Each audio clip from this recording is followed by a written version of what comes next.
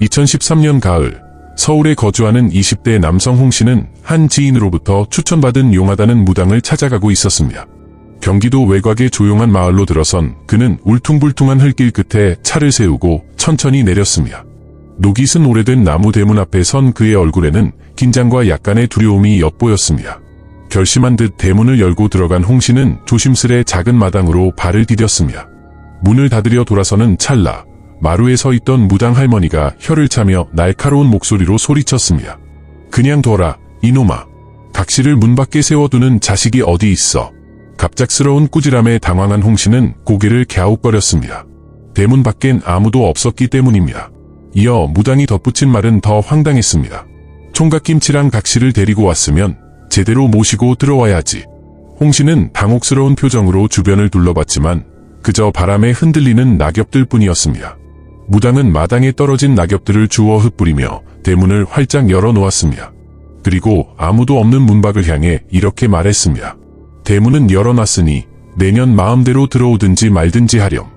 그 묘한 광경에 혼란스러워진 홍 씨는 무당이 이끄는 대로 신당으로 발걸음을 옮겼습니다.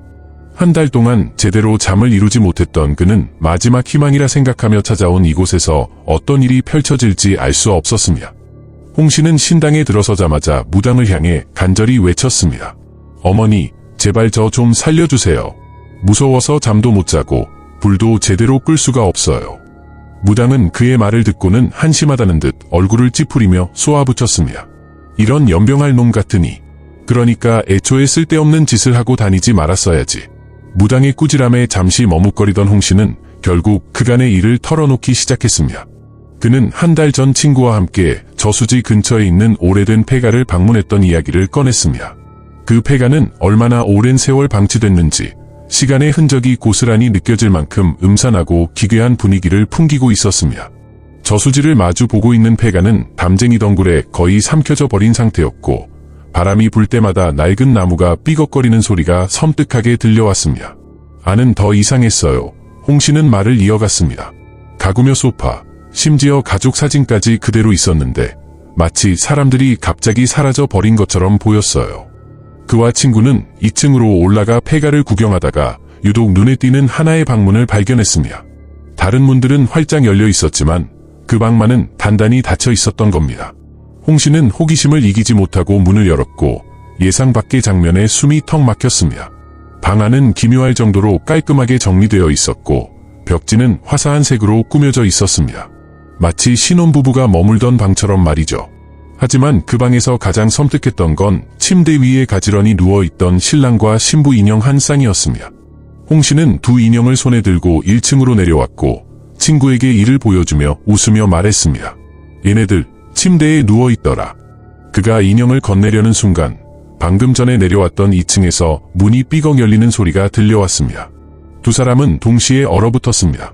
등골을 타고 서늘한 한기가 스쳐 지나가는 것을 느끼며 누가 먼저랄 것도 없이 비명을 지르며 폐가 밖으로 내달렸습니다. 폐가 앞 저수지까지 전력으로 달린 뒤 친구가 그를 불러 세웠습니다. 너 그 인형 왜 들고 나왔어? 숨을 헐떡이며 걸음을 멈춘 홍 씨는 자신도 모르게 손에 꼭 쥐고 있는 신랑 인형을 내려다보았습니다. 신부 인형은 폐가에 두고 온 것 같았기 때문입니다. 그는 초조한 표정으로 친구를 바라보며 물었습니다. 어떡하지? 다시 갖다 놔야 할까? 그러나 친구는 그 말에 강하게 고개를 저으며 단호하게 대답했습니다. 미쳤냐? 방금 그 소리 못 들었어? 진짜 뭐가 있다니까. 홍 씨는 손에 들린 인형을 보고 어쩔 줄 몰라 했습니다. 한편으로는 그 자리에서 놔두고 도망가고 싶었지만 또 한편으로는 이렇게 끝내면 안 될 것 같다는 생각이 들었습니다. 그때 친구가 저수지를 바라보며 중얼거렸습니다. 그냥 여기다가 버리고 가자. 잠시 망설이던 홍 씨는 결국 친구의 말을 따르기로 했습니다. 그는 조심스럽게 인형을 저수지 앞풀 숲에 내려놓았고 두 사람은 황급히 차로 돌아가 도망치듯 그곳을 빠져나왔습니다. 내일 날이 밝으면 다시 와서 원래 자리로 돌려놓자.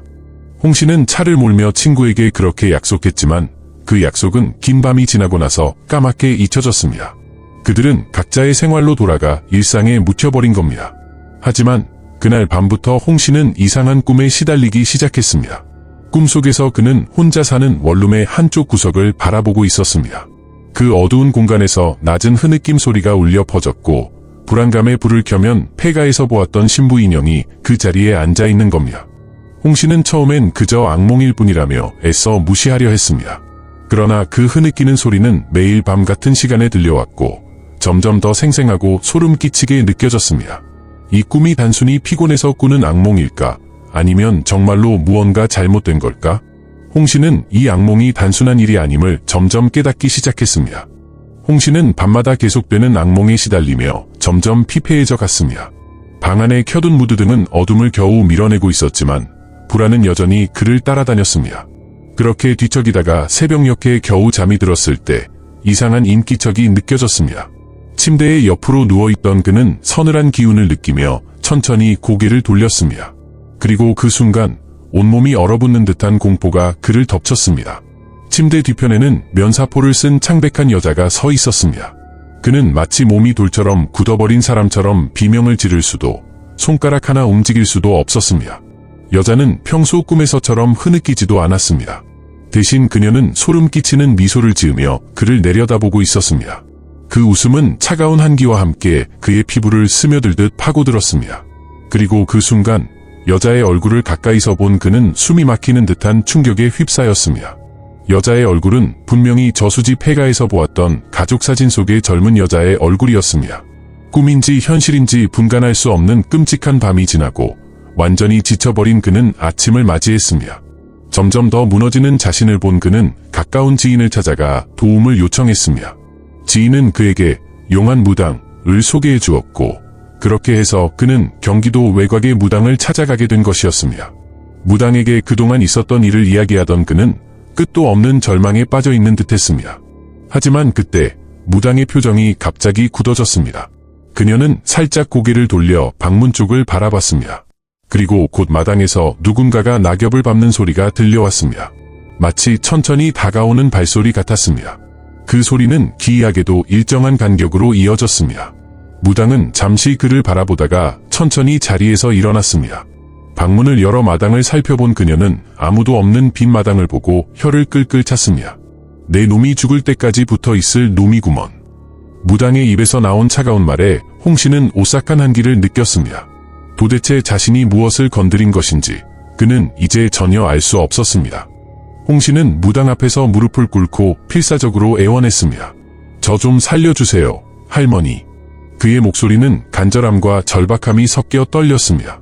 무당은 한참을 쳐다보더니 끝내 그와 함께 저수지 근처의 폐가로 향하기로 결심했습니다. 저녁 8시, 한 달 전과는 비교할 수 없을 정도로 음산하고 기이한 기운이 감돌고 있었습니다. 무당은 그 모든 어두운 기운에도 아랑곳하지 않고 천천히 산길을 걸어갔습니다. 홍 씨는 떨리는 몸을 간신히 이끌며 뒤따라갔습니다. 그러다 그들은 마침내 담쟁이 덩굴이 집어삼킨 폐가를 마주하게 되었습니다. 그러나 무당은 폐가에는 전혀 신경을 쓰지 않고 오히려 고개를 돌려 작은 저수지를 바라보며 방울을 흔들기 시작했습니다. 그 순간 무당의 표정이 심각해졌습니다. 큰일 났구먼. 저것이 혼자 돌아다니면 안 되는데. 그의 말에 홍 씨는 속이 움찔했습니다. 눈앞에 보이는 건 바로 한 달 전 자신이 인형을 버렸던 바로 그 자리였습니다. 그러나 그 자리의 인형은 보이지 않았습니다. 무당은 저수지의 한가운데를 바라보며 고개를 저었습니다. 잠시 후 무당은 고개를 돌려 폐가의 2층 창문을 응시했습니다. 그 창문은 홍 씨가 한 달 전에 들어갔던 그 방, 신랑과 각시 인형이 놓여있던 창문이었습니다. 창문 너머는 캄캄한 어둠에 잠겨 있었고 아무것도 보이지 않았습니다. 그럼에도 불구하고 무당은 그 창문을 뚫어지게 바라보며 무엇인가를 느끼고 있는 듯했습니다. 홍 씨는 무당을 따라 2층 창문을 바라보려 했습니다. 그 순간 무당의 날카로운 목소리가 그의 귀에 들려왔습니다. 쳐다보지 말고 고개 숙여, 이놈아. 홍 씨는 무당의 호통에 깜짝 놀라 고개를 급하게 숙였습니다. 그와 함께 그의 몸은 마치 고통스럽게 굳어버린 듯한 느낌을 받았습니다. 그저 무당의 지시에 따를 수밖에 없었습니다. 저것이 너만 쳐다보고 있단 말이야. 무당의 말은 공포를 더욱 증폭시켰습니다. 그는 무당의 말대로 고개를 숙였지만 이상한 감각에 사로잡혔습니다. 그들이 놓친 무언가가 있다는 기분이었습니다. 그들은 2층으로 올라갔고 무당은 천천히 계단을 올라가며 불길한 기운이 가득한 그곳으로 향했습니다. 오랜 시간 동안 손길이 닿지 않았던 잡초로 무성해진 폐가의 외벽을 지나 무당은 인형이 있던 방으로 다가갔습니다. 방 안의 공기는 차갑고 고요한 정적만이 그들을 맞이했습니다. 그 순간 무당은 한 달 전 1층에서 떨어뜨렸던 각시 인형이 2층 창문 앞에 놓여 있는 것을 발견했습니다. 인형은 마치 바깥 세상을 내려다보는 듯한 자세로 그 자리에 앉아 있었습니다. 무당은 무겁고도 침착한 손길로 오색천으로 감싼 인형을 조심스럽게 들어올려 다시 1층으로 내려갔습니다.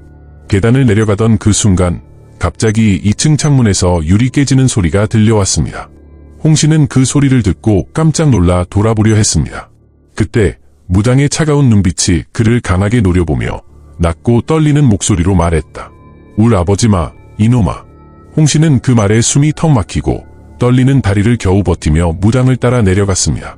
등 뒤에서는 누군가 그를 쫓아오는 발자국 소리가 들렸습니다. 그 순간 그의 가슴은 조여오고 그의 마음속에는 반드시 돌아보지 말아야 한다는 강박이 들었습니다. 절대 돌아보면 안 돼. 무당은 뒤도 돌아보지 않고 그를 저수지로 데려갔습니다.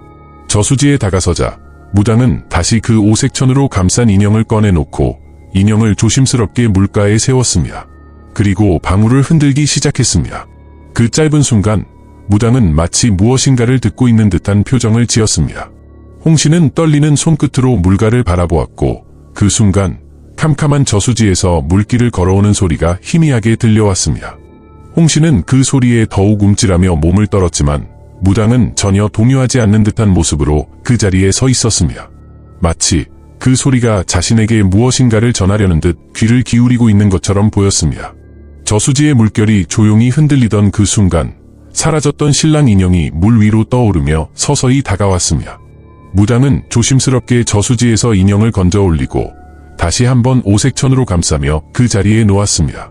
그는 인형을 세운 채 무당은 천천히 의식을 시작했습니다. 불길이 타오르기 시작하자 무당은 두 인형을 그 불에 태우기 시작했습니다. 이제는 헤어지지 말고 저승에서도 꼭 함께 다니시게. 무당은 낮은 목소리로 중얼거리며 두 인형을 불에 지펴 불길에 휘말리도록 했습니다. 그는 무당과 함께 그 자리를 지키며 인형이 모두 불에 탈 때까지 한순간도 눈을 떼지 않았습니다. 그때 무당은 충격적인 사실을 그에게 전했습니다. 두 영혼은 살아있을 때 부부의 연을 맺지 못하고 불행한 사고로 세상을 떠났다고 했습니다. 그들이 다시 결혼식을 올린 것은 죽은 후 영혼 결혼식으로 이루어진 것이라며 그 과정에서 인형이 중요한 역할을 했다고 설명했습니다. 그런데 그 인형들은 단순한 장난감이 아니었어. 무당은 말을 이었습니다. 딸을 잃은 아버지가 집에서 혼자 지내며 그 딸의 영혼과 함께하기 위해 신혼방을 꾸미고 결국 그 방은 2층의 신혼방이 되었어. 세월이 흘러 아버지가 지병으로 사망하고 나서 그 집은 빈 집으로 방치되었지만 2층의 신혼방은 여전히 부부의 홀령이 살고 있었답니다. 그날 그는 저수지 앞에서 인형을 버리고 돌아오는 길에 따라온 여자의 홀령이 바로 그 신랑을 찾고 있었던 것인지 아니면 그를 저승으로 데려가려던 원혼의 홀령이었던 것인지 알 수 없었습니다. 무당의 목소리가 그에게 계속 맴돌며 모든 이야기가 마무리되었습니다. 오늘의 이야기는 여기서 끝났습니다.